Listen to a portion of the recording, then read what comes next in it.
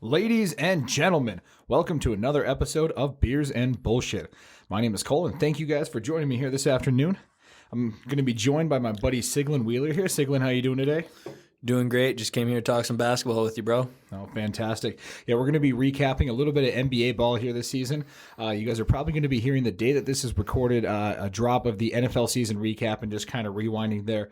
We're going to go back and we're going to revisit probably the last year and a half of basketball, everything that's kind of gone on with COVID, just to recap it up and catch up here, and then probably segmentally, every now and then we'll have Ciglen back on the show. He'll be our NBA correspondent here. So, Ciglen, give us your background here on your basketball love here. When did it all start?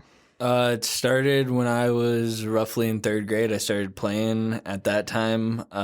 My grandpa was a big basketball fan. He was a fan of the Celtics. And from there, I became a huge fan of the three ball. So my favorite player from then on became Ray Allen. As Ray Allen started to step out of the light, I followed Steph Curry and started to follow Klay Thompson. And therefore, I am now a Warriors fan, follow them hard. I was there through the championships, and now I'm going to be there through these down years as we rebuild to get there again. See, that's awesome. I love how the NBA has this culture of like mutual supportive teams, because I feel like when you're a football fan, like you're a football fan, like it's a diehard thing. But in the NBA, you can kind of have like your favorites here and there. Like for me in general, like a little bit of background from my NBA love is I've been a Miami Heat fan probably just about as long as I can remember. Kind of starting in the late 90s, early 2000s when I was a kid. I just thought their logo was cool.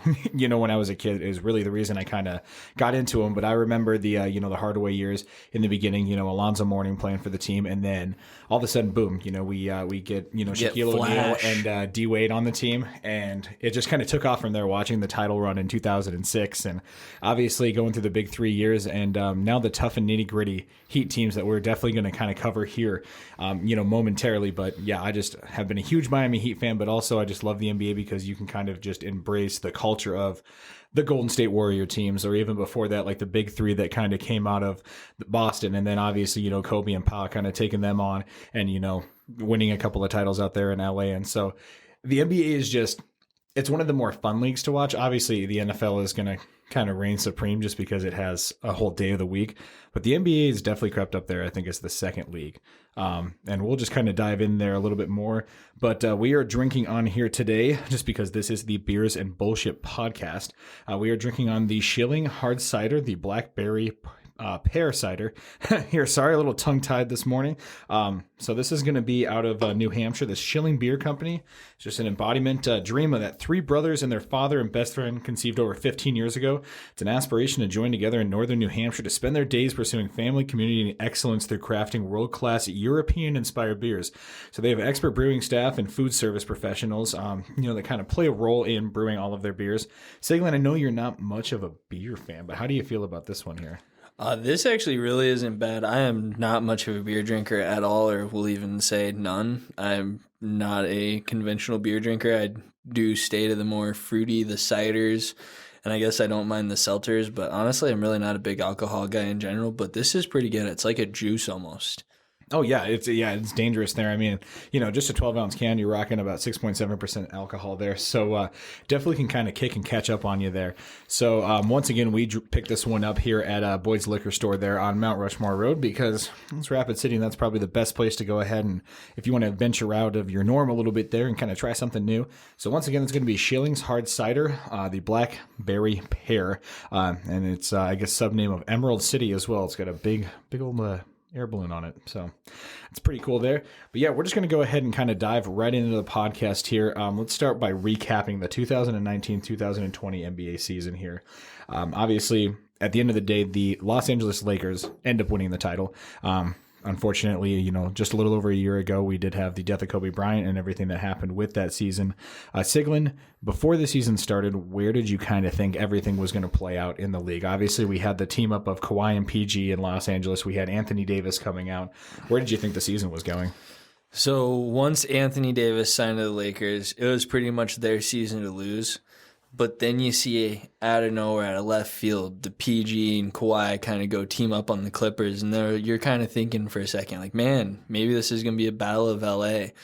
But, I mean, you can't go against LeBron James and Anthony Davis. It was their season to lose. You could have put them up with 9 G League players, and they're still probably going to make it to the championship somehow. Oh, so you mean like the 2018 like Cavaliers? Yeah. Yep. So, I mean, that's kind of the crazy part is like, and I was literally just talking about this on our sports podcast, kind of recapping the NFL season, obviously, where Tom Brady was the Super Bowl champion. With LeBron James, you almost ask yourself the question, how long can he just be elite? Because I would argue that he's still the best player in the NBA at, dear God, what is he, 36 years old? 36, but I mean, when you put $1.2 million into your body every year to keep yourself in that prime physical ability of your life, that takes some effort in the time. Like I've read he does cryo chambers, cryotherapy. He does massages 3 times a week. Well, he's got like multiple personal chefs too, catering. And so obviously when you're putting that amount of money just into your body alone, if only I had that money to put into it.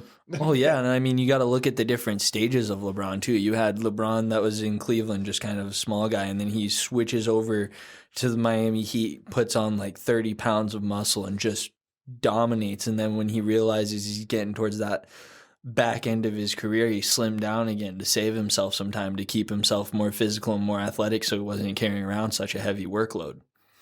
Well, and I think the evolution of LeBron is probably one of the greatest things just to watch over time, because obviously you saw this kid who was a physical freak of nature. But I mean, obviously, yeah, you look at Miami LeBron compared to like rookie or first couple year LeBron, because he was athletically very inclined, very gifted. But I mean, there was rumors that at times in Miami, he was probably like 280, 285. You know, he was getting up there. And I mean, it was probably his fastest, meanest version of himself. I like me personally, I'm very biased because that was Miami Heat LeBron, obviously the one I cheered for. Loved him, you know, throughout his career and everything. Was a little salty when he left, but I think that's the best version of LeBron. Obviously, I don't think he had, he didn't display as often his passing repertoire. Obviously, we've seen late career here with the Lakers, more point guard LeBron. But obviously in Miami, Alpha LeBron is kind of what I refer to him as. I think that's the best version that we're going to remember as the NBA, is that was the killer. You know, I mean, obviously great throughout his career, but I mean, you're talking like, and I'm going to draw this comparison multiple times to Tom Brady, 2007 Brady. That's the comparison there to, you know, Miami Heat LeBron. They gave us one of the most iconic sports photos of all time. You got to thank that team. But as LeBron talks about it in his career, that was his villain stage. That was when people started to turn their backs on him, burn jerseys, started calling him a punk. He wasn't loyal, but he did what was best for his brand. And at that time, Cleveland wasn't getting him anyone, and no one wanted to go play in Cleveland. What does Cleveland have that's going to attract people? You go to Miami, you got beaches, you got club life. You're living that young life. You're going to bring young stars, bring more talent. That's the same reason why they got Bosch. I mean, they built a dynasty around the culture they had there to bring players in, and that's why Miami Heat are still thriving today. That's why Butler went down there. He's not so much about the nightlife, but he loves to fish. Well, he loves to fish, but I think also the Heat have that culture, that championship winning culture, just because it's a grind, it's a work. And to be honest, we're going to touch on that because we're going to go on about the Miami Heat. But obviously, we probably just gorged enough over LeBron here. To recap the NBA season coming out of the West, obviously, you know, we had the Lakers go ahead and take the number 1 seed last year. Hold on, I pulled up the wrong standings, so we're going to go ahead and divert here. But yeah, you had the Lakers finishing at 52-19. The Clippers finished 3.5 games behind them. Then you got the Nuggets 3 seed, Rockets 4, Thunder 5, Jazz 6, Mavericks 7, and Blazers sneaking in at the 8 seed there. Last year in the playoffs, we're just going to start with the Western Conference, then we'll flip over to the East. Obviously, the Lakers just kind of steamroll through. Cruised. Yeah, cruised. I mean, playoff Damian Lillard was fantastic, and obviously, you know, we had the bubble beforehand, which obviously COVID was, bad and everything, but I think the bubble gave us some of the best basketball I've seen in ever. It was exciting. I mean, you looked at the Suns, who were the downright laughing stock of the league, and they came out and proved like, hey, we got something in the tank, be ready for us next season. Yeah, undefeated in the bubble, 8-0. Yeah, they were lights out. And I mean, you saw some crazy plays. I mean, the no fans, but then they figured out how you could buy the virtual seats, and you saw Uncle Snoop there. You saw all sorts of stars. It was crazy, and it was fun to watch, and it was on all day. I mean, for a time and period where we had no sports, They gave us a bunch of sports all at once. Oh, it was fantastic. I just remember because like if there was ever any downtime at work, the Heat would just be scheduled all the time during the day. So I'd be able to watch them at work all the time just on Hulu while I was just hanging out at work. And so it was fantastic. That's what I loved about it is the bubble was fantastic because you had the Suns finishing just a half game out in the 10 seed and obviously the Grizzlies because they had that play-in game if I'm right. Yeah. Between the Trailblazers and the Grizzlies. Yep. But obviously the Suns just missing it a little bit there and getting Chris Paul in the offseason. I think we're going to cover that a little bit more, but that was a key move for them. Moving forward, though, the Blazers get knocked out by the Lakers just because they were too much. Clippers obviously take care of the Mavericks. The Jazz and the Nuggets have a hell of a series. And I think we see that play forward, obviously into this year as we'll talk about the Jazz's success. Rockets Thunder, obviously the matchup was kind of there, but both teams were really soft. I felt like towards the end, it wasn't 4-5. It felt like a play-in game. And then you move forward, we're just going to kind of fast forward. Obviously, we had the Lakers, going up against the Rockets, and then obviously you had the Clippers going up against the Nuggets. And talking about blowing a lead with the Clippers, 3-1 lead, and then the Nuggets come back and beat them. As a Warriors fan, I never want to hear 3-1 talk again. But it's like hearing 28-3 as a Falcons fan. Oh, yeah, that one just hurts the heart. That one just pierces you. There was nothing worse. I was downstairs making bets with all my friends. Everyone was taking Brady down 20. I was thinking I was making money, and then there I go. I had to pay a bunch of people. And so, obviously, when we talk about the Western Conference, then we talk about the Nuggets beating the Clippers. We talk about them coming back in a 3-1 series. And obviously, you had to root for the underdog a little bit, but the Lakers, it just kind of felt like their season after losing Kobe and getting Anthony Davis there and just this LeBron team that teamed up. And you saw the transformation of LeBron, I think, over that time, too, because the year before, with them obviously missing the playoffs and him being hurt for most of the year, it was like this really odd season for LeBron, kind of like almost a forgotten season in history because it doesn't feel like his first Lakers season. This felt like his first Lakers season.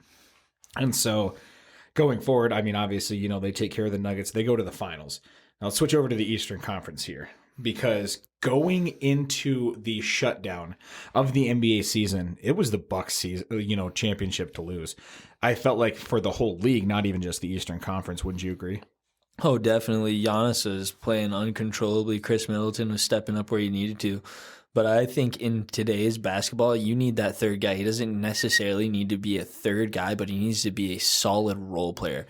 He doesn't need to score a lot of points. He needs to be able to find the open passes and hit the open shots when he's there, kind of like a 3-and-D guy, and that's what the Bucks are missing the most. Well, and I think with the great big threes in history, you see this commonality of everybody finds their role. I mean, when we're kind of looking at, when I talk about the one I know the most, you're talking LeBron, you talk about obviously the lead scorer there, you talk about Dwayne Wade, the definite, because of just the injuries in his career, could turn it on anytime he needed to, but just couldn't do it for 82 games at that point. He was still Dwayne Wade at the times we needed him to be Dwayne Wade, and that was the perfect second player. It was Scottie Pippen-esque. And then you had Chris Bosh, who honestly was probably the perfect third, other than Dennis Rodman.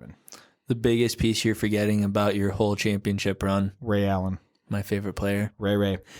Well, because Ray came for the second run because he wasn't with us for the Thunder. That was, to be honest, that was the Mike Miller game. I was in Oklahoma City in a bar with a bunch of friends, and everybody there was a Thunder fan, and I was the, obviously the villain at that time, just like LeBron being in the bar watching Game 5 and watching South Dakota boy Mike Miller just drop it, and it's like you couldn't even hate on it just because it's like, man, 7 threes in Game 5 to shut out the Thunder. That wasn't even competitive, and then you have obviously the theatrics that go on with the Spurs, in the next series the next year, and then they beat us. But anyways, back to the big 3-point here, because we will get so off topic talking about the Miami Heat. I can just go on for days. You always find people who kind of gel with that, and the Bucks, I think that's what hurt them in the playoffs, because obviously I think you saw a little bit of crack in the armor when they came back in the bubble. They lost a couple of games, and they weren't looking like the usual Bucks like they were before, because they were dominant. They were on SportsCenter, doing their pregame wrestling moves. They were looking awesome. And then they came back from the bubble. The people who were hitting the three just weren't hitting the three. Giannis was obviously Giannis, but at the same time, if you could take him out, neutralize him, and stop him from, going 35 and 20, you had a chance. Definitely. I mean, there wasn't many other players that could score on that team. I mean, you look at Middleton, and Middleton was average at best going into the bubble and after the bubble. He did not He was perform streaky to his peak. Yeah. He had a couple of good games here and there, but there was nothing that solidified like, yeah, we're going to be scared of this team. And you see the Bucks come in. If you can double team Giannis and you leave someone open and they miss those open shots, let them. Well, and that was the bane against him too, because jumping to the Miami Heat series, that kind of happened because you have the Bucks. Obviously, they beat the Magic, but you saw in that first game loss that there was kind of that chink in the armor. Then you had the Nets going against the Raptors. Raptors took care of them. Sixers against the Celtics. Obviously, the Celtics took care of the Sixers. Then Pacers, Heat sweep the Pacers. And so the next round, I think I was very biased, but I knew we were tailor-made to beat the Bucks. When we were healthy in the regular season, we beat them both games, 2 out of 3 games. And so, and one of those games was kind of being in the bubble too, so I kind of discounted it. But like you said, they didn't look like themselves, and we had Bam.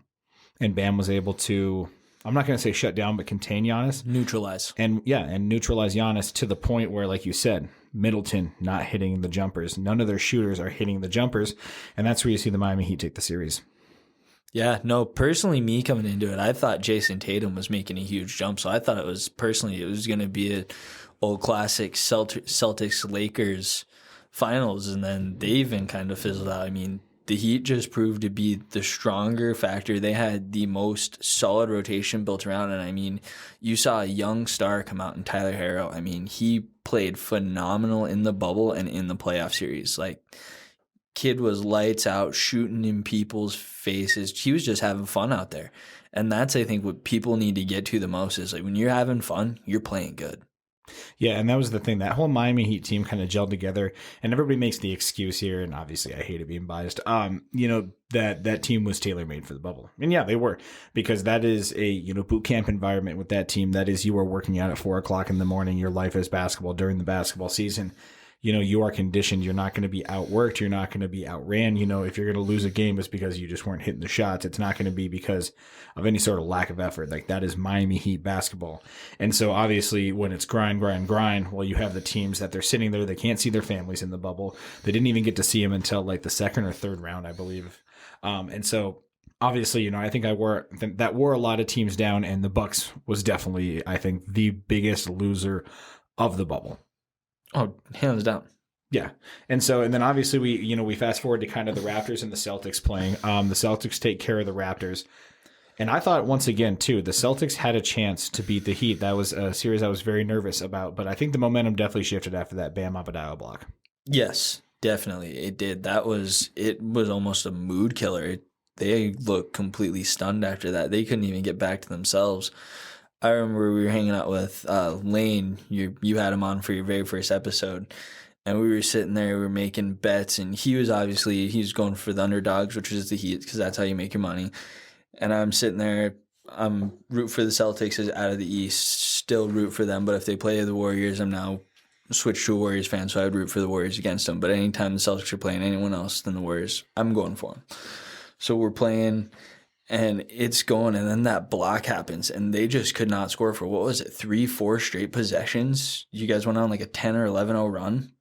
Well, yeah, because it went to overtime after that, and then, like you said, I think that just took the entire, mood just out of the Boston Celtics, because before then, and I mean, you see it transfer over to the season, they're a good team, because Jason Tatum and Jaylen Brown are going to be together, and they're going to be a great duo for a long time. And, Danny Ainge is just someone who can kind of put the pieces around. We've kind of known him as a trusted general manager in the NBA.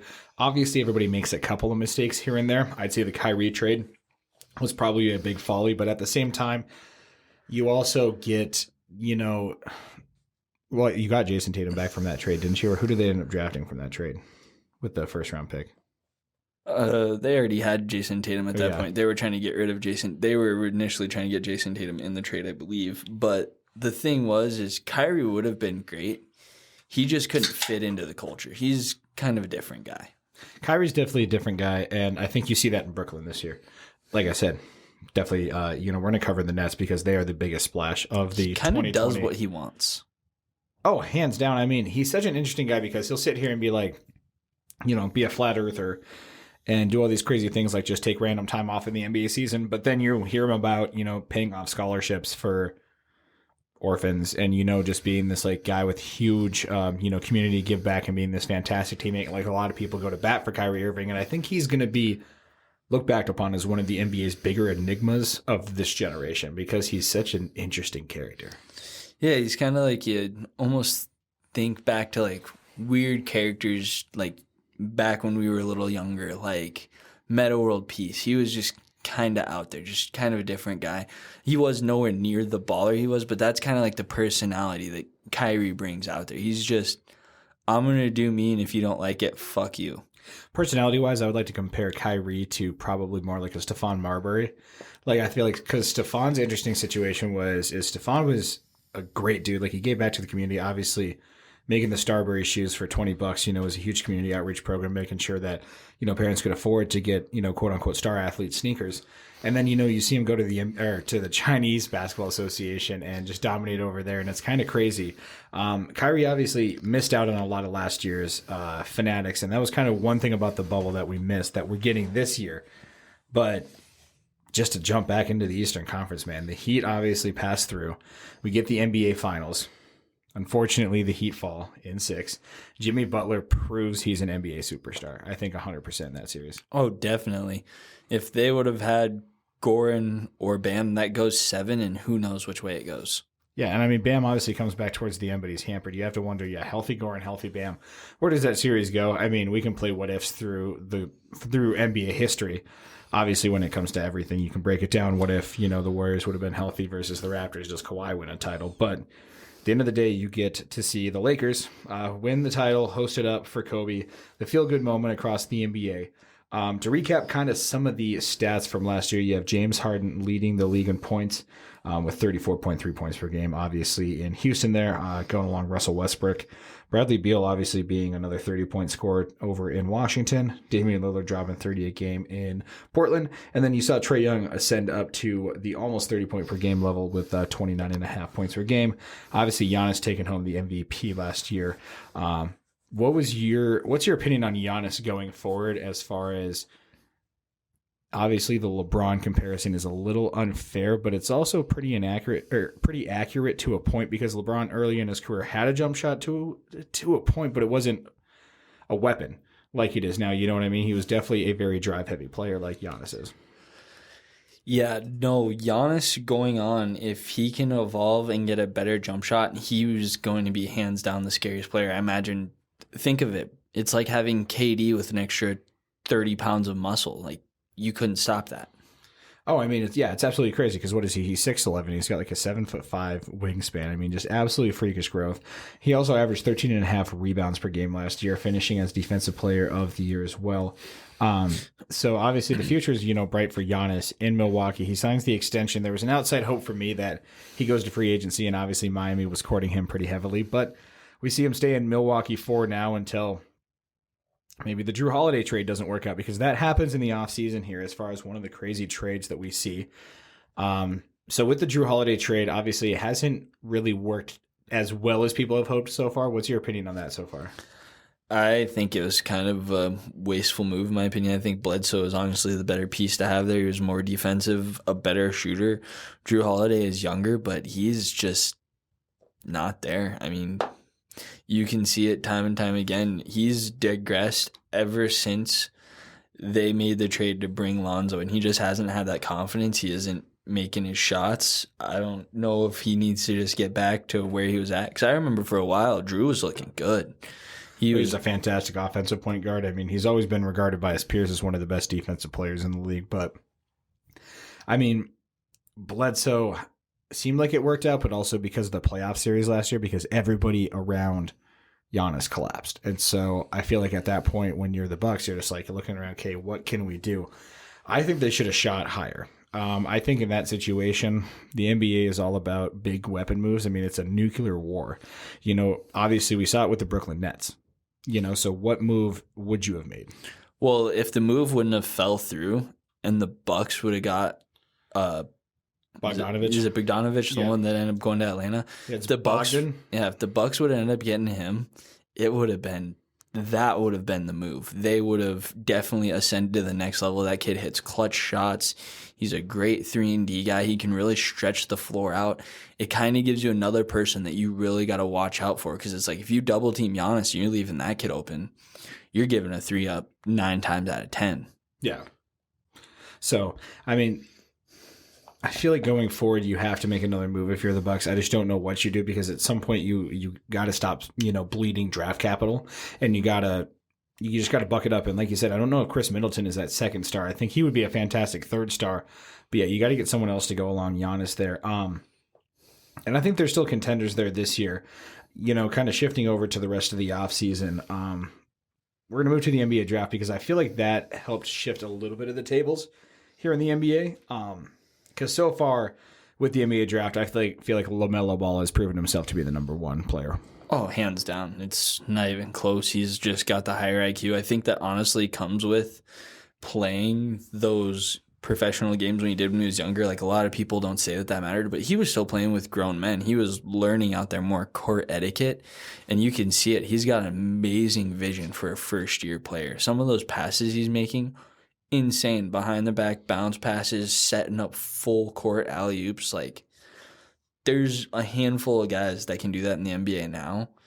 And one's a center, and this one's 19 and just started his first year. Yeah, and so, I mean, it's absolutely crazy because everybody dogged LeVar Ball. And the man is a touch insane, but also at the same time, yeah, you have to wonder, going over to Lithuania and playing in their, like, B association, and, it's just like, at 15, 16 years old, getting pulled out of school, and then obviously going back, playing some AAU ball, and then going to Australia, playing for the Illawarra Hawks. And he actually ends up buying a stake in the team.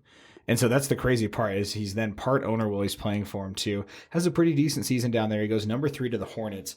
I would have loved to have seen him go to the Timberwolves just because I think he can play that shooting guard wing player spot. You see him starting right now at 3 for the Hornets. He is a pretty versatile overall player, but obviously the Minnesota Timberwolves pick Anthony Edwards number 1 overall, and with them going shooting guard there, he starts out a little bit slow. I think he's starting to come on, averaging around 18, 19 points per game in the last about 7 to 10 games. What do you think about Anthony Edwards and that fit with D'Angelo Russell and Karl Anthony Towns? He's an athlete. D'Angelo Russell isn't much of a dunker, so this kind of gives him a second aspect, more of a second-level scorer, because he's shaky. But you get him close to that rim, it's going in 9 times out of 10. He's got some crazy athletic moves. He can jump out of the gym. But, yeah, personally, and he just needs a little more development time. I also think with not having the summer league, that really affected this season's rookies coming in. Well, yeah, and also at the end of the day, they didn't play the NCAA tournament last year, so you don't have those like kind of clutch moments to see a lot of these high level rookies. Obviously, number 2 pick James Wiseman, that didn't really affect him because he was already out of school. But with the Golden State Warriors, though, that's almost the perfect pick that they had. I mean, last year was hard as a Warriors fan, obviously, to watch, but getting James Wiseman was kind of the perfect pick because, as far as, just true centers, that's kind of what they needed, and that's exactly what they got in a class that has a lot more versatile players at the 5, because I'm looking through here, and probably the next quote-unquote center you could say was drafted was maybe Isaiah Stewart down at 16, or maybe Jalen Smith. He kind of crosses over and plays, some center, but not a lot of big guys at the top of this draft. No, there was not. The rest of the big guys kind of went towards the later round. Like, you had a Bazooke. I butcher his name all the time. I was about to say Onyeka Ongaku. And him too, but they're not playing him that much. I was about to say that. Well, I don't think they assumed that Clint Capella would turn to like old version of Clint Capella. Like they're definitely getting their whole value in the Clint Capella trade there, and I think that was a fantastic move for the Hawks to make. And obviously the Rockets are just kind of in reset mode now. But going forward here, you got to love the top 3 picks. Patrick Williams, number 4 to the Chicago Bulls out of Florida State. He plays, the wing. You kind of saw a couple of wings go out with Williams and then Isaac Okoro going to Cleveland. Okoro hasn't played too much, and Williams has played well. Who were some of the other rookies maybe later on in the first round? I know you probably mentioned Precious Achiuwa. Yes, I actually like him a lot. I think he's filling in for his role, and in a couple of years, I think he is going to be a great player, personally. And you kind of see like the raw, physical athleticism, a lot of comparisons to young Bam Adebayo, like from when we drafted him out of Kentucky. So I'm a huge Precious fan myself. And so, we kind of both agree on that a little bit more. Cole Anthony, I think is intriguing for the Orlando Magic. I don't know if he's, all that efficient this early on in his career, but definitely has shown a lot of flashes of potential down there for the Magic. Oh, yes, he definitely has. He is. I mean, that shot that he made a month ago now, Oh, yeah. the game winner, he just showed that he's there to play. Well, exactly. And, he kind of carried that UNC team that's really fallen off, in the ranks in the past couple of years. Another hotshot point guard that we're going to touch base on is Tyrese Halliburton going to the Sacramento Kings, just being a baller at the one and playing a little bit of the two guard, too. He was a great fit, and he is a menace on the defensive side. He's averaging, I think it was 1.4 steals a game. He is just, and shooting, he's got a high clip shoot percentage. He does have what the scouts call kind of an unorthodox shot, but it works for him. And if it's, as they say in the game, if it's broke, don't fix it. Exactly. So, and then another player who kind of rose up from the later first round is Emmanuel Quickley, who's going to be, a guy who kind of switches between the 1 and the 2 for the Knicks as well. With them not getting as much out of Obi Toppin, obviously, with Julius Randle kind of coming up and playing at an all-star level, averaging, I think, 22.5 points per game, averaging just over 10 rebounds. So he's double-doubling, kind of fulfilling that potential you thought that he had when he was selected, by the Lakers out of Kentucky. So I feel like that's kind of taken Obi Toppin's role a little bit back because he's a very similar, drive and energy, type 4. So I mean, you'd almost flip those picks in a redraft there with Emmanuel Quickley coming on at the guard position, which is something they need after taking a lot of swings at some broken young players in the last couple of years. You are not wrong, and he is actually doing fine. He's playing good on both ends of the floor. I believe he has, for one of the few rookies, with a positive plus-minus when he's on. So that's always a good factor to bring into the game. Exactly. Yeah. If you can score and then you can also back it up and play some defense for your team too. Obviously, they're always loving that in the NBA as well. So going into this season, we have a couple of the rookies here that have kind of shined. There's been some disappointments we talked about as well. But coming into this year, once again, it was kind of the Lakers season and championship to lose is what you felt because they go out this offseason and they grab, Montrezl Harrell from the Clippers, and then they go out and get one of the Morris brothers. And so it's just like this team is going to get more and more and more loaded, especially after last year, which they were the champions, and now we're kind of coming back into the normal NBA format. You also forgot Marc Gasol. That's a huge Marc Gasol too. Championship run. Yeah. So have another Gasol brother come back and help him win a title. I mean, that'd be fantastic. Obviously, I after seeing so many repeats and being a part of it as a Heat fan, and then you see the Warriors, and then before that you got the Lakers. I always love seeing new champions year after year, but it would kind of be nice to see the Lakers play again. Because this year, just to pull up the standings, because you have actually the Jazz in first place, correct? Yes, I believe they're 2 games ahead now. Yeah, so the Jazz have probably been the biggest surprise of the 2021 season. Let's go ahead and start in the Western Conference there because the Jazz, Donovan Mitchell, Spida, is kind of coming into his own as that next shooting guard superstar that the Jazz have. Obviously, Rudy Gobert, they've kind of patched everything up after the COVID rumors and everything with that. He's playing, great basketball there. Great defense. Yeah, and you see someone like Jordan Clarkson coming off the bench for them as well. They're a very interesting team out west. Do you think that they are the biggest threat to the Lakers right now? I think they're a threat, but I also don't think they have that championship DNA. I don't think they have that guy in there that when it gets to that moment, they're going to turn on. So if they face the Lakers, Anthony Davis, LeBron James, Marc Gasol, they all have that second gear. They've been there. They're hungry for another one. They want another nice piece of bling to hang up in their room to keep protected. They wear once or twice a year, and that's when it comes out. Do it for the jewelry because, right now, obviously the Jazz, they have a 1-game lead over the Lakers. The Clippers are slowly behind both of them. They're 3 games out behind the Jazz, 2 games behind the Lakers.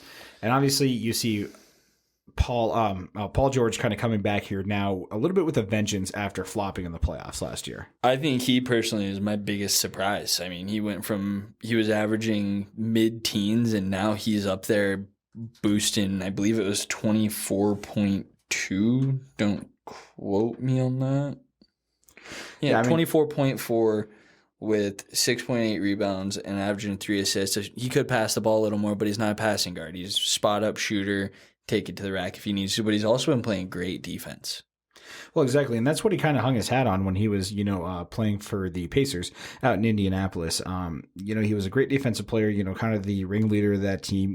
The lead scorer for sure, taking over after Danny Granger kind of fell to injury. And I feel like when he went to OKC with Melo and Russ, that kind of fizzled out a little bit because Russ has always proven to be a little bit of a poison pill. I love him to death, but at the same time, man, I feel like he's just not the efficient player that some people like to build around. And he's just kind of gotten put in shit situation after shit situation. I hated the Houston trade.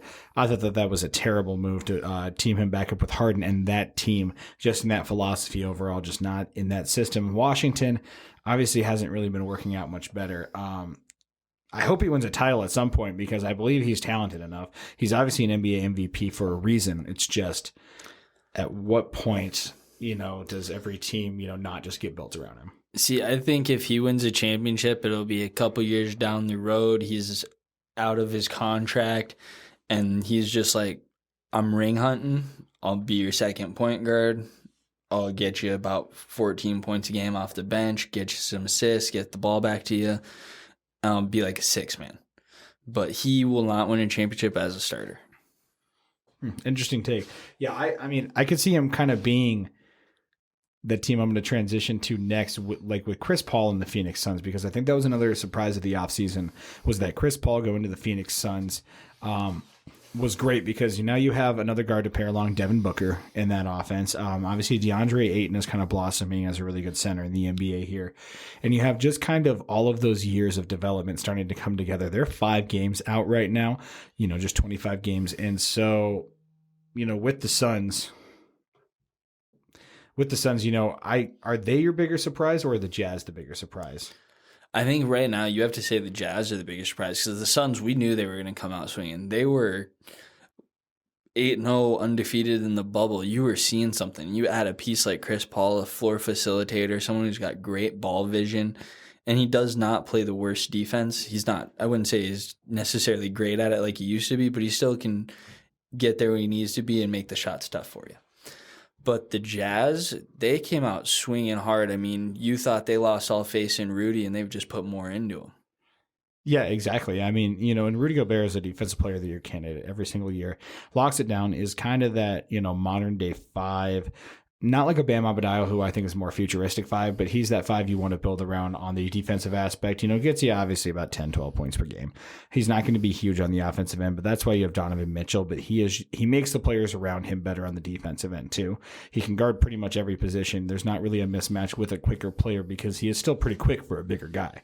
And just a big, long defensive 5. And I think that's why you're seeing the Jazz have success. Once again, like you said, will it come during the playoffs? I don't know because they don't have that championship experience that the Lakers do. But I think another surprise this year was the Spurs. I kind of felt like the Spurs were going to go downhill a little bit. They're sitting at 6th in the West right now at 15-11. And I guess with DeMar DeRozan, I think he's been used as like an afterthought because he was viewed with that Raptors team as the best player on a good team, but not really a superstar by any means. And then obviously he gets flipped for Kawhi.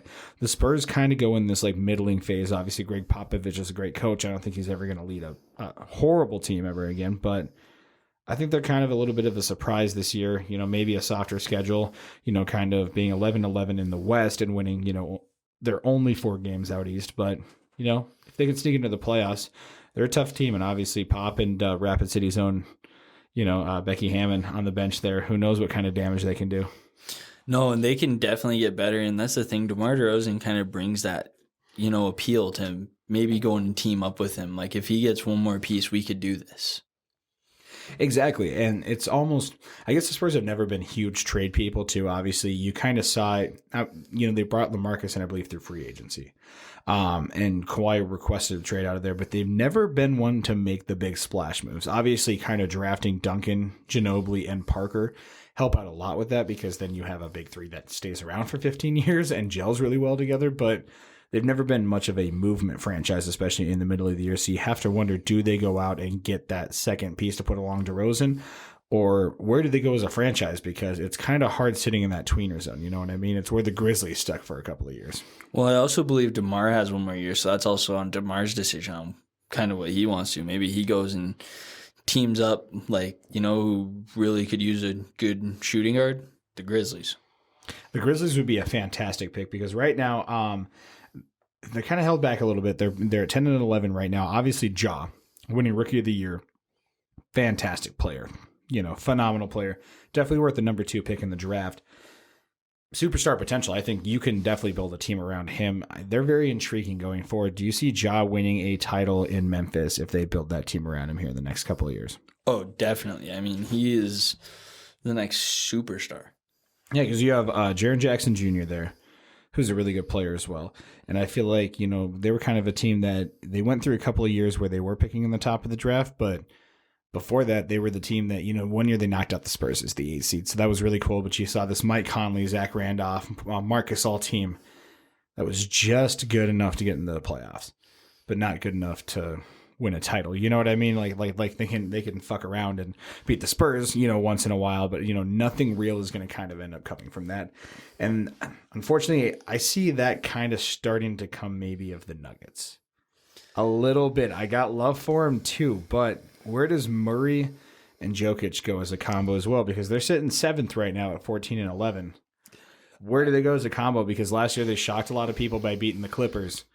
Couldn't hold up against the Lakers. Where's their ceiling as a team? Because them and the Nuggets, it's like you have these extremely talented players in Luka and Nikola Jokic. But where's the ceiling with the current team this year?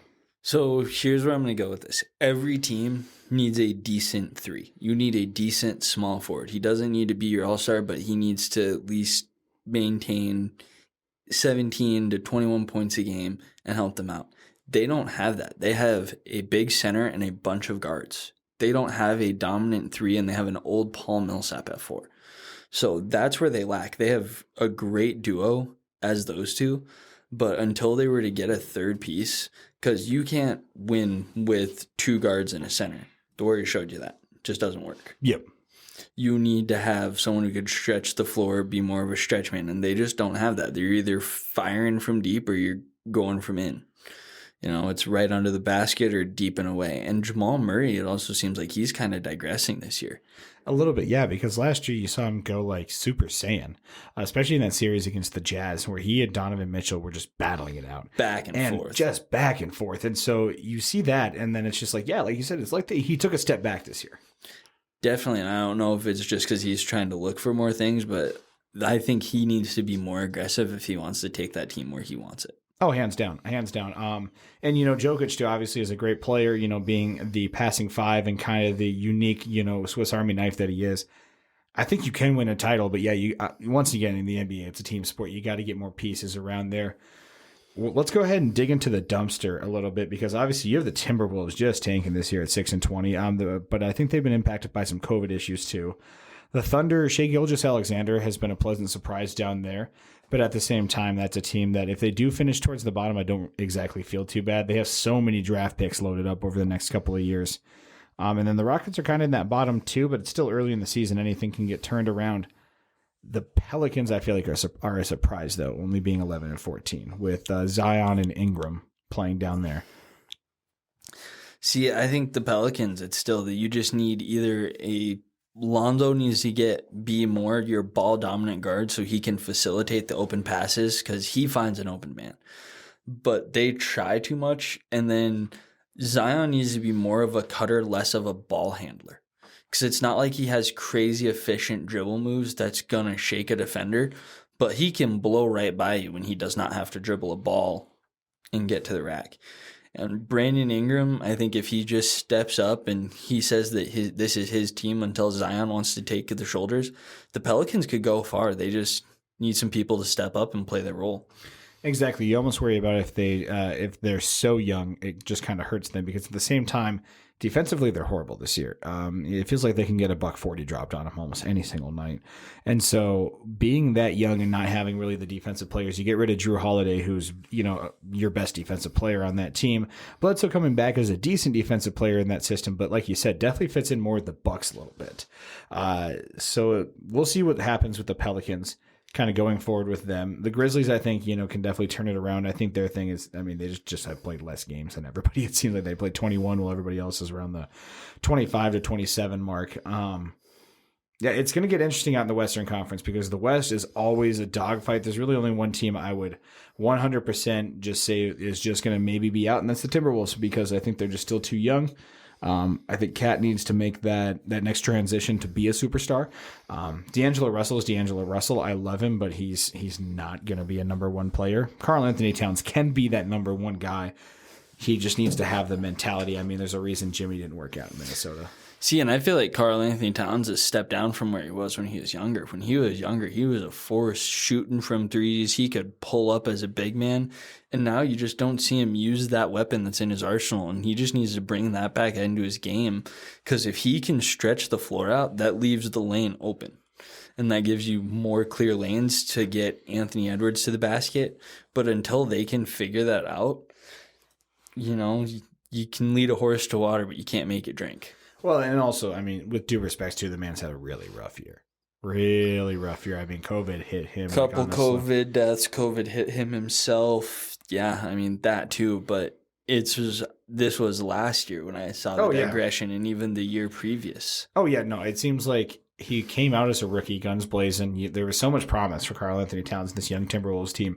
You get these vibes of the young KG era of when, they were slugging it out and, meeting the Lakers in the playoffs and everything like that. And so it's very much died off to that, to the point, they were picking number one in the draft this year. It looks like they're well on their way to make it to next year's draft and picking in the lottery there as well, very high up in the lottery. So out of the West, though, everything else is really a dogfight. The Thunder could turn it on at some point. The Rockets have charm to them. Getting John Wall in there, they're like a land of outcasts. I love Victor Oladipo. I'd love to have him in Miami, but him getting shipped down there, John Wall, DeMarcus Cousins, Christian Wood probably is my most improved player of the year. Yeah, he has stepped into a role. He's injured. He's been injured a little bit this season, but he started to step in for the Pistons last year and kind of show that he could ball. And then this year, he really stepped it up, and he's kind of almost being that number one for Houston until the rest of the trades went through and they kind of give Wall the ball a little more, and Harden wasn't just hucking up shots that he knew he was going to miss. Yeah, right. He comes there wearing a fat suit and everything. He's like, trade me. And yeah, we'll definitely jump to the Nets right away here really quick. Is it still the Lakers conference to lose? Yes. Okay. That's 100% where I'm at too. They look deadly. Most likely the team from the West going back to the finals. Jumping over to the East, though, because the Nets, I think, are my pick. We'll start off right there with the Nets. They start off the season. KD and Kyrie don't really balance and get on the court together that much. When they do, it looks decent, but the team just looked a little out of sorts a little bit, like none of the pieces were kind of gelling together. And then you have the shocking announcement of the James Harden trade, which takes Karis LeVert to Indianapolis. Victor Oladipo jumps down to Houston. Absolutely crazy four-team trade. And you wonder how Harden fits with the Nets. And I would say so far, it's like a glove. Definitely. He's stepped in and helping them out. The one thing that really is going to affect him is losing Jared Allen. He was kind of that defense inside force. He would help negate some points. And I think you're kind of seeing that as the season has progressed. They have not been as defensive as they would like to be. Like Kyrie can be defensive, but he's not known for a defensive guard. He's an offensive player. KD is probably their best defensive player on the court right now. And that's scary. Well, yeah, and it's like DeAndre Jordan isn't the player he once was when he was playing for the Clippers, when he was a almost defensive player of the year candidate, yearly, leading the defensive end of that defense with, Blake Griffin and Chris Paul. Like that Clippers team was, that Lob City team was fantastic. Losing Jared Allen is hard because with him going to, Cleveland, with Andre Drummond there, it's like, they're a little heavy on the five. And the Cavaliers intrigue me too because they have a couple of guards down there in Garland and Sexton. I thought Porter Jr. was a hell of a wing before they, kind of ended up having a falling out with him and letting him go. But the Cavaliers are really interesting, recovering from the LeBron years, though, because just letting him go to free agency, not actually getting anything back. Where do you see Cleveland going forward? Because right now they're third from last at 13th in the conference at 10-17. Like I said, they've got some intrigue, but they're kind of in the basement right there. They're probably in place for the number one pick in this next draft, and they got to be looking for a big light at the end of the tunnel, because that tunnel is going to be long for a while. I can't remember who said it, but someone said that they have more centers than guards on their squad. And it's true. You go look at it, and it's like you could put out a starting 5 of centers over there because they don't have much. So they got a long road ahead of them. Maybe they need to trade some of those pieces. Maybe trade Drummond to a team who's ready to go on a championship run, get some pieces for him, maybe a young asset and some more draft capital. But they need to move some stuff around and just get ready for the number 1 pick and hope he's a good one. Well, and Isaac Okoro was definitely a more developmental piece, so maybe we'll see him develop on the wing for them. But yeah, they definitely need more wings and guards, because it's like Garland, Sexton down there. Not really much depth behind that. They go out, obviously they grab a wing, but yeah, hopefully you invest more of that capital in the future, at the 2 and 3 position. Kind of covering the basement as well in that conference, the Wizards. I mean, what the hell of a disappointment this year, you know what I mean? I mean, they've kind of been a disappointment forever, you know what I mean? Yeah, they're the Wizards, you know what I mean? Like, on their best day back in the day, they were a fringe playoff team with John Wall. But it's just like, what the hell is always just going on with the Wizards? Again, you need more pieces than just one, and they are not good at drafting. Besides John Wall and Bradley Beal, they have not had a great piece. I mean, everyone wants Rui Hachimura to step up. He's supposed to be like the Japanese Jordan, but I just think the league's a little too advanced for him in what he's playing in. Well, yeah, and I mean, a lot of these young players, sometimes they need time to develop. You didn't see Julius Randle come on until, dear God, what is he, in his 6th, 7th season at this point, coming out from the Lakers. And so it's just like, at a certain point, players do develop, and I don't want to judge them too early, but yeah, it's kind of, you want to see results as soon as possible. And with a lot of these teams, that's the problem, is they don't see results out of these young players that they're getting, or it just doesn't gel with their team, because the Wizards, like you said, they draft John Wall and Bradley Beal. The best that gets him is the 6th seed, I think, in the Eastern Conference at the end of the day. You see the Pistons just shit themselves over and over and over again. They haven't been good since the Ben Wallace days. You know what I mean? And I feel like going out and getting Blake Griffin to be the star of that team was a dumb move. Trading away Andre Drummond, because I loved Andre Drummond there. But pairing him and Blake Griffin was just a dumb move. There's a reason they're going to be consistently picking in the top of the draft, and they need to start capitalizing on some of these picks. Like, they've had some good players come through there, but at the same time, they're just not, like I said, just not capitalizing.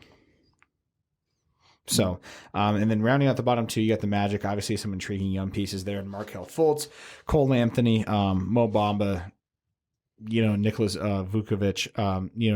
He obviously not young there. I think he's almost 30, but decent young team. The East is, a little bit more fluff too, just because the Bulls as well. They're not deep.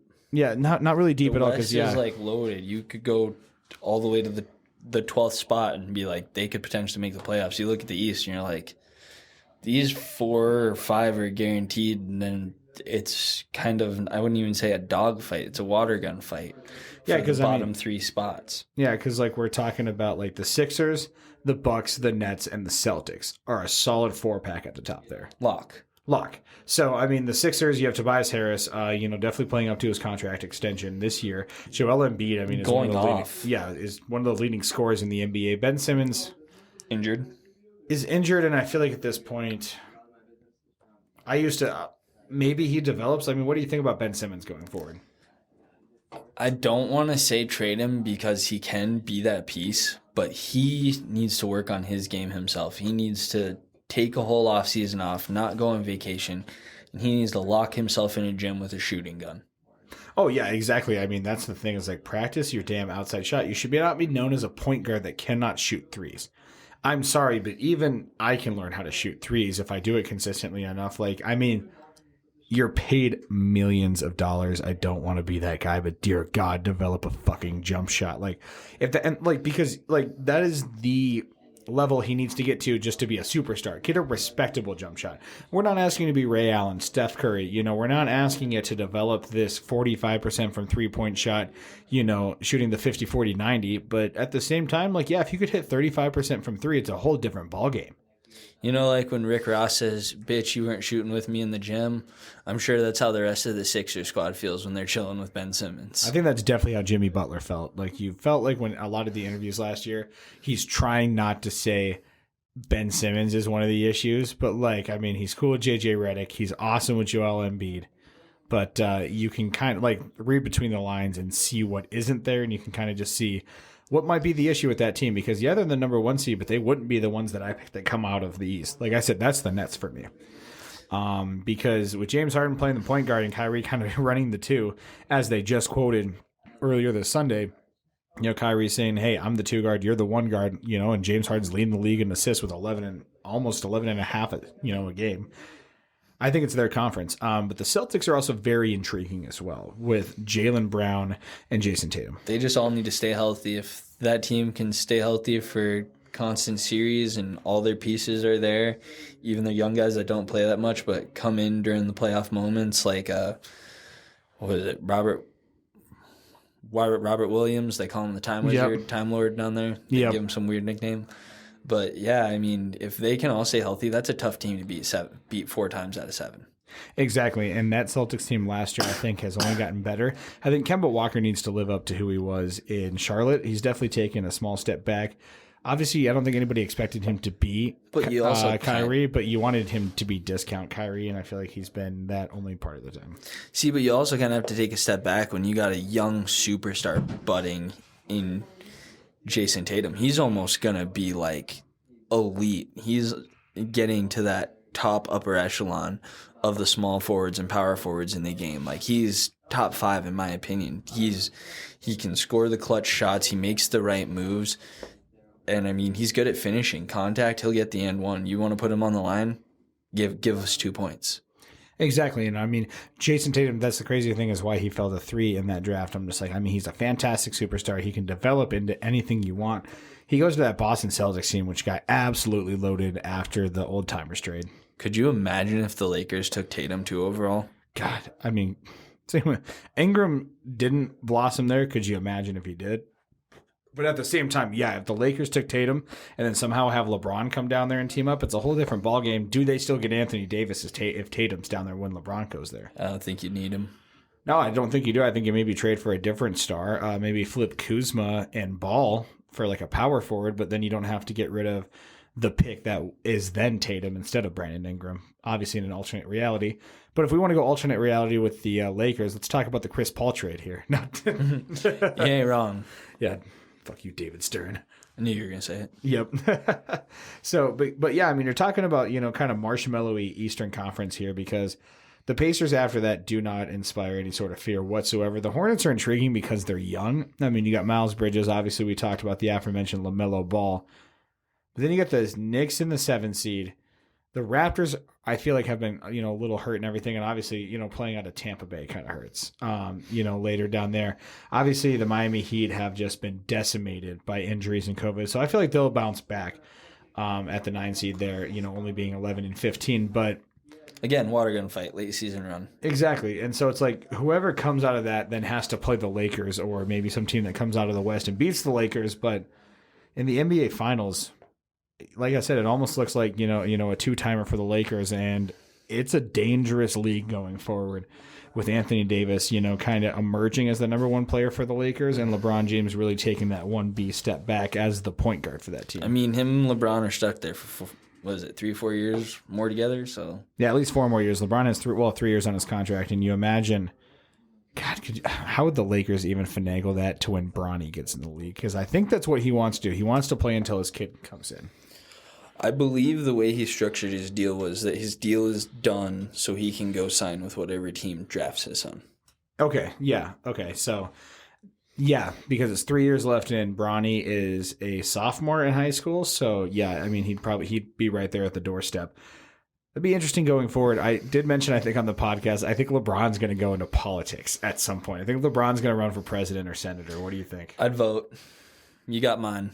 It'd be interesting. In the time of celebrity presidents, we're not going to dive too much into politics here. He makes change. Yeah, I did not want Trump to be the first celebrity president. Personally, I would love The Rock to do it. I think Dwayne Johnson would be a fantastic one. But yeah, you can't deny, you know, the the school, he starts in Akron, Ohio. I mean, the I Promise School, that's a fantastic program. Like you said, he makes change in the community. Obviously, the financial influence is going to be there. So, yeah, that's why I think a political run would be very interesting for LeBron James in the future. Obviously, you'd have to run on the Democratic side. Actually, no, I don't know. Could you imagine LeBron the Republican, He though? could even go independent. People would vote. Oh, hands down, yeah. It's LeBron James. I mean, it'd be interesting to see Michael Jordan go into politics. Michael would definitely be a Republican, though. He can do it. Because that's what Michael used to say, like, all the time in sports. Because they were like, Michael, why don't you ever talk about politics? He's like, well, because Republicans buy sneakers too. So, which is funny. I mean, not showing any sort of political partisan towards any side, but it'd just be interesting in this world we live in. Obviously, the wall's been broken, so we'll see where that all goes. Thank God for The Last Dance, right? Yeah, thank God. Yeah, oh God, the fantastic documentary. What did you think about that? Because that was awesome during COVID. Oh, there was nothing better than waiting for that to come out, and then they put it on Netflix so you can just relive it. That is by far one of the best piece documentaries ever put together. You see so much stuff. You learn a bunch of stuff. For someone who wasn't around during the prime of Michael, like I saw him towards the end of his Bulls career when he got to re-sign with the Wizards. But yeah, coming out and seeing some of those clips, it was great. Well, and that's the thing too, with you being a couple years younger than me. You're 24, I'm 26.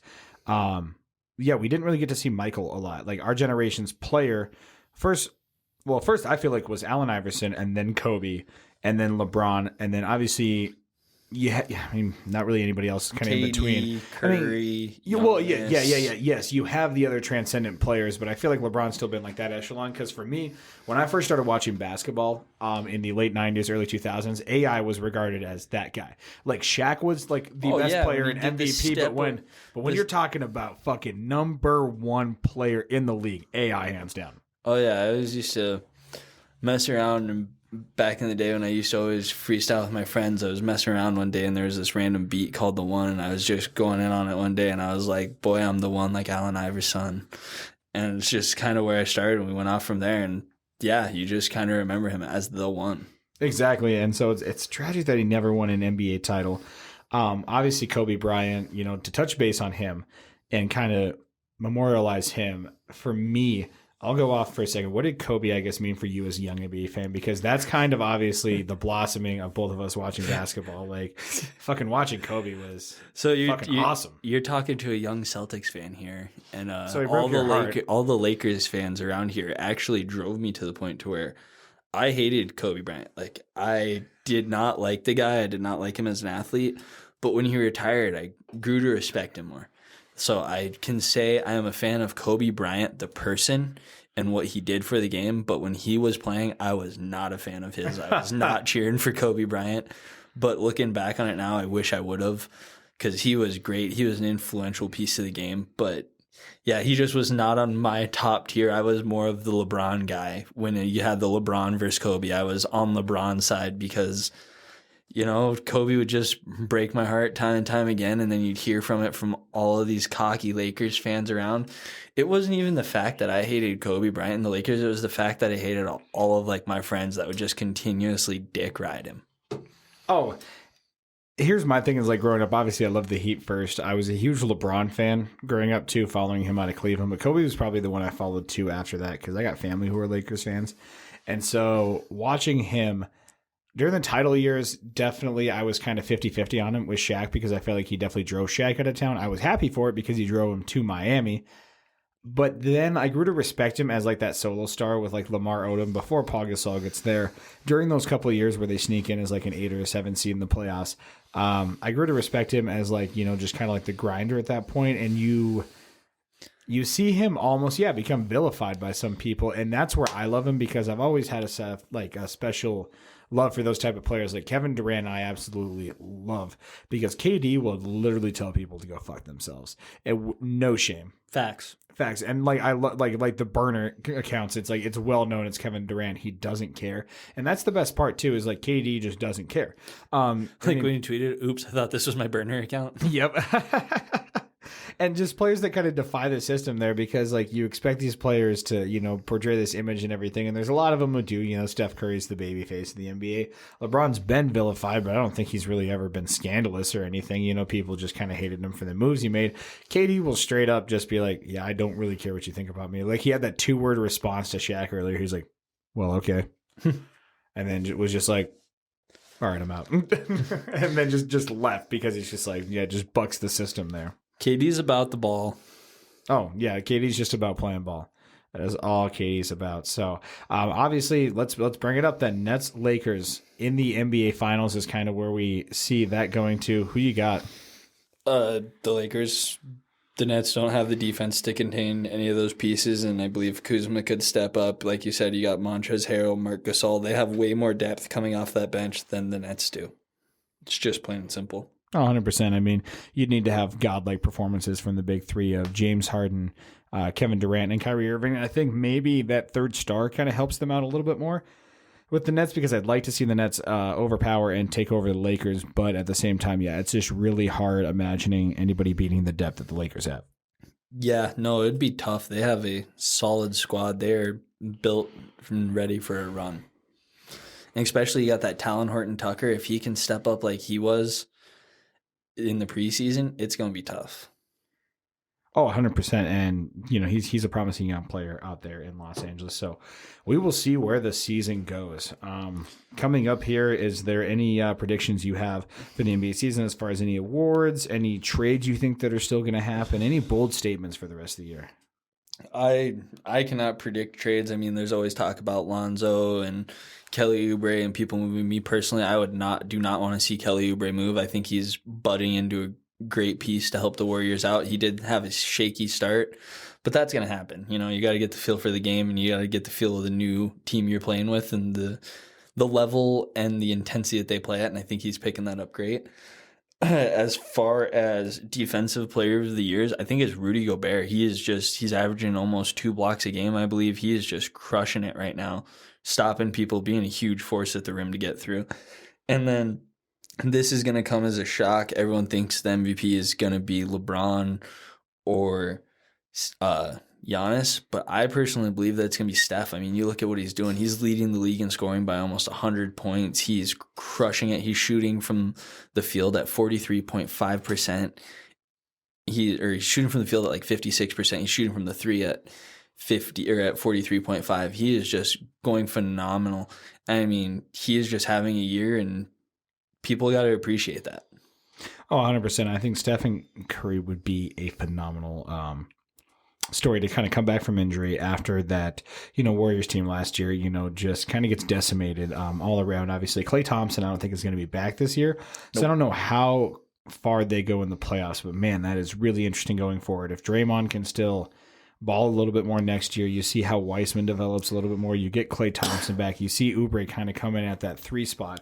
Obviously, you're never going to be as dangerous as you were with Kevin Durant, but they do have some intrigue in the West because, I mean, you have to have some superstars out West because it is a hard conference. And I think we're going to remember that a little bit looking back on LeBron's legacy. How if he does go back again this year, how he did multiple times go out to the West. Because I think that's probably one thing in the LeBron versus Jordan debate is that the West was extremely hard during LeBron's whole career, and he didn't go out West. Well, he did, and he won a title. So kind of that puts, some of the naysayers to bed. What is your personal opinion, LeBron versus Jordan? I think they're two different players, two different eras of basketball. You can always compare rings, but if you want to compare rings, why doesn't anyone talk about Bill Russell? Exactly. So in this day and age, they played two different positions. They were guarded by two total different styles of basketball. It would have been tough to see the compare. So I don't think it's fair to compare any of those players. I do think they're both creating a lane for themselves in their own rights. Okay, knowing what you know now, though, you can draft them their rookie year. Who do you draft? LeBron to build a team around. See, I'm on the same mindset too because obviously the all-around game. I think Jordan's the greatest scorer probably in NBA history, but LeBron, I just adds that other element. Not that Jordan couldn't pass or rebound or play defense. I mean, he was great at every aspect of the game. LeBron is just another level, and to see where he's transformed later in his career. And then for our final one, the two bold statements is I have both the Warriors and the Hornets will make the playoffs. I can agree to that. Where do the Warriors make it? Because they're at the 8th seed right now. So where do they make it from? I believe anywhere in from 6 to 7. I Okay. think once the season gets on, their players start playing their roles a little better. Because, I mean, you're seeing Mulder step up. You're seeing Damian Lee hit some shots. I mean, if they continue to keep that going, you get a healthy James Wiseman back who was just starting to come into his own. That's a tough team to stop. I don't think that they're necessarily going to beat the Lakers right now. If we had Clay, different story. But I do believe that they will make it into the show. Gotcha. Well, yeah, and then the Hornets are the 6th seed out east, too. I mean, I could see them even jumping up to be a 5 seed. Once again, I'm biased. I think the Heat are going to kind of make a run. They're starting to catch a little bit more fire. They just had a really rough start to the season. Coming out of the East, though, I guess my surprise team would be I would like to see the Cavaliers kind of kick up, start to gel a little bit more. They're at 10-17 right now, but like I said, out of that Eastern Conference, I mean, they're 8 games back. They're the 13th team, so which is 3 from the bottom, and they're only 8 games back from the lead with the 76ers. They're actually only not even 4 games out of the playoffs. So you never know what can happen in that Eastern Conference, and that's the joy of the NBA season here. So I guess that's going to about wrap it up. Anything else you have to say about this NBA season here, Sig? Nothing about the NBA season, but we do have a story. Yes, we do. We do. So Ciglen and I went to high school together, and I'm going to let him kick off the story here. We were our gym class champions in pickleball the second part of the year. I believe it was during the spring semester, the second semester, during our gym class. Sig was a sophomore. I was a senior. We had a very interesting moment leading up to the championship game. Sig, why don't you go ahead and just preface this whole situation and tell the story? So the way it started is Cole originally had his partner, and I originally had my partner. My friend was named Adam Sudin. Yours was? Tyler Raffay. And what would happen was we would always – our gym class, I guess, wasn't really the greatest athletically, but we were just great at the PE games that would come up with, and it would always switch between – Cole's team either winning the championship or my team winning the championship. And our 2 friends decided that we were the Winklinks. And so during the pickleball, they were going to choose each other for partners. So me and Cole got stuck with each other, which I wouldn't say stuck. We crushed it. We absolutely killed it. So we were running through the series, and our friends ended up being the number 1 seed. So we have to beat them twice to take the championship game. And the moment that I found out Cole was ride or die for trying to win a championship, we were playing pickleball. We were up 2 at this point, and Adam just hit this nasty spike that was going out of the field range. And if you don't know what pickleball is, it's almost like playing ping pong. It's pretty much small tennis or big ping pong with paddles and a wiffle ball. Yeah. So he set this spike, and Cole goes for it full speed and drops his shoulder, reaches down to try to hit it. And what he doesn't see is we had this special... Okay, first off, I hit it. I hit the ball. Yes. All right? Yes. And I'm running backwards. And so I am just in the natural position because I just reached down, hit the ball. My shoulder is lowered, and I do not see where I'm going. I'm going to preface this.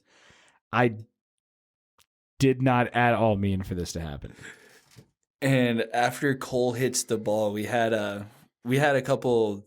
I don't know what to call them in this day and age. I was about to say, we had a girl in the class who was a little socially inclined, or declined, whatever you want to call it.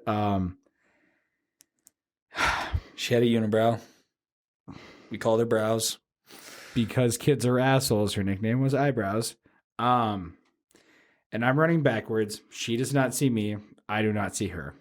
I'm 230 pounds. I'm not going to assume a lady's weight, but she's less. She's not small, but she's definitely less than I am. And I don't know if y'all ever played Madden 2008 or ever experienced the truck stick animation. I'm told that's what it looked like. Yeah, from my view, after Cole hits this ball, perfect shot, might I add, clears it over the net, he runs through this chick, just plows her over. Looked like an '08 Madden hit stick, like just dropped this chick straight to the ground. And it caused such a distraction that it allowed us to score the point because they just watched Cole take out this chick and they were laughing their ass off. So we ended up getting the point out of that. But, dude, when I say Cole ran this girl over, she looked like a deer in headlights. She just, boom. And Cole checked on her real quick. We were right back to the game. We ended up winning that one. And since we didn't have any more class to be done with, they let us finish the championship game after the bell. And we ended up taking it home. We ended up beating our friends who left us. Yeah, I mean, bittersweet victory there because you're going up against the guys who left you, but also for the fact that the igniting moment to where all the momentum turned was me giving just an unexpected girl a concussion. And so that's probably the worst thing I've ever done in my life. So, yeah, this will be the last podcast. Just going to get canceled after experiencing the episode where I accidentally just ran through. It's almost like when you have the movie The Campaign with Will Ferrell and he goes to punch his opponent's face. He goes to punch Zach Galifianakis and he moves out of the way and he punches a baby. And Will Ferrell comes back in the press conference right after. He's like, did anybody else ask how my hand feels after punching that baby's iron jaw? And it's just like... That's not how I'm feeling, but that's how everybody looks at me. They're like, you just ran through her, and I'm like, yeah, I'm going to hell for that one. So no one checked and asked Cole if he was okay. Yeah. Fuck, my shoulder hurts a little bit. Yeah. She doesn't remember what happened because legitimately had a concussion, and I'm just like, yeah, like I said, worst thing I've ever done. I do not condone anything of that sort. But dude, yeah, knocked her out kind of like an edge spear back in the day, almost. Oh, yeah, it was horrible. Like, you know what? To be honest, they needed a COVID arena back then for our pickleball games. Like, there just needed to be no people around because, yeah, it got violent and people run. And I was a big dude. It's not wise to get in my way. I say that, one of these days that chick's going to come back and hit me. And it's just going to come full circle because karma, that's just how it works. So, but yeah, that is our interesting story that's going to make me look like a terrible person. Anything else you want to do to throw dirt on it before we go? No, we won, so I'm glad you did it. Jesus, I am not. Ugh. If you're listening anywhere out there, I cannot remember your name. I'm not going to call you by your nickname because it's extremely mean. I hope you are doing all right, ma'am. But yeah, that is where we are going to leave off the podcast today, Ciglen. I really want to say I appreciate you joining me, buddy.